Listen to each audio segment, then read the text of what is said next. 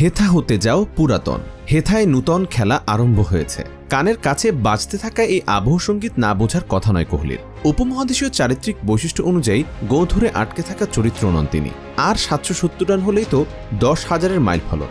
অন্য অনেকেই হয়তো ভাবত কোনোভাবে টেনে টুনে এই কটা রান করে বিদায় নেই, কিন্তু না, সাদা পোশাকে টেস্ট ক্রিকেটকে হঠাৎই বিদায় বললেন বিরাট কোহলি। এর মাধ্যমে সমাপ্তি ঘটল এক বিস্ময়কর অধ্যায়, যে অধ্যায়ের নাম ভারতের সবচেয়ে প্রভাবশালী ব্যাটসম্যানদের একজন।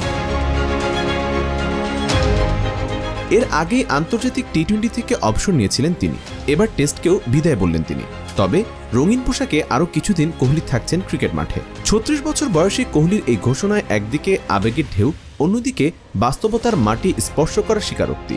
সাম্প্রতিক সময়ে টেস্টে পারফরমেন্স ছিল না এক সময়কার অটো পাইলট মোডে ব্যাট চালানো সেই কোহলির। বিগত 5 বছরে মাত্র 3টি টেস্ট সেঞ্চুরি, গড় 50-এর নিচে নেমে যাওয়া, টানা খারাপ ফর্ম সবই হয়তো এই সিদ্ধান্তে ভূমিকা রেখেছে। প্রিয় আঙিনা ছেড়ে দিলেন কত অবলীলায়। কি ছিল না কোহলির? নেম, ফ্রেম, সাকসেস কোনোটাই অধরা নয়। কিন্তু তিনি তো কোহলি, অনিচ্ছায় স্বভাববিরুদ্ধ কাজ করবেন বা কেন?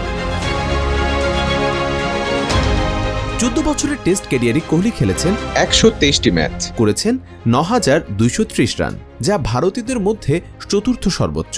তার রয়েছে 30টি সেঞ্চুরি ও 7টি ডাবল সেঞ্চুরি।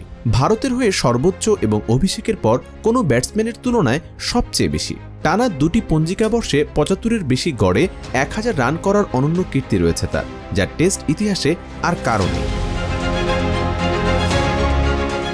অধিনায়ক হিসেবে 68টি টেস্টে নেতৃত্ব দিয়ে 40টি জিতেছেন, ভারতীয়দের মধ্যে যা সর্বোচ্চ। অধিনায়ক হিসেবে তার ব্যাট থেকে এসেছে 20টি সেঞ্চুরি এবং 5,864 রান, যা নেতৃত্ব পাওয়া ম্যাচগুলোর দলের মোট রানের 16.45%। কোহলির এমন পরিসংখ্যান শুধু তার ক্লাস নয়, টেস্ট ক্রিকেটে তার প্রভাবও তুলে ধরে। 2016 থেকে 2019 পর্যন্ত সময়টাতে কোহলির পরিসংখ্যান রীতিমতো কল্পনাতীত। টেস্টে 75 থেকে 68 গড়েরা, ওয়ানডেতে গড়ে 133, 92, 76, টি-20তে এক বছরে গড় 106। এমন ফর্মে থাকা ব্যাটসম্যানের ব্যাট থামবে তা কেউ ভাবেনি। তাই টেস্ট থেকে কোহলির এই বিদায়ের ঘোষণা শুধু পরিসংখ্যান নয়, টানছে আবেগের রেখা।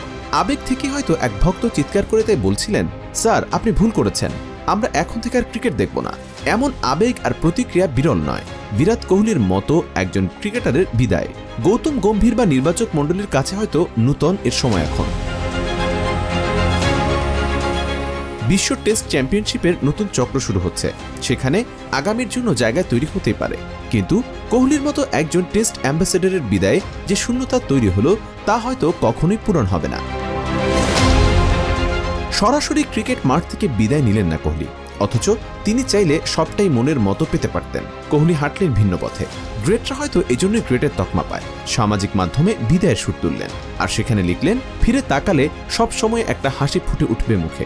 সেই হাসির পেছনে আছে হাজারো স্মৃতি, সেঞ্চুরি, জয়ের উল্লাস, মাঠ জুড়ে ছড়িয়ে থাকা এক রাজপুত্রর কারিশমা। টেস্ট ক্রিকেট আর কখনো বিরাট কোহলির ব্যাটিং নৈপুণ্য দেখতে পাবে না। এখন তিনি কেবল থাকবেন ইউটিউবে, স্মৃতিতে এবং কোটি ভক্তদের হৃদয়ে চিরন্তন কিং কোহলি হিসেবে।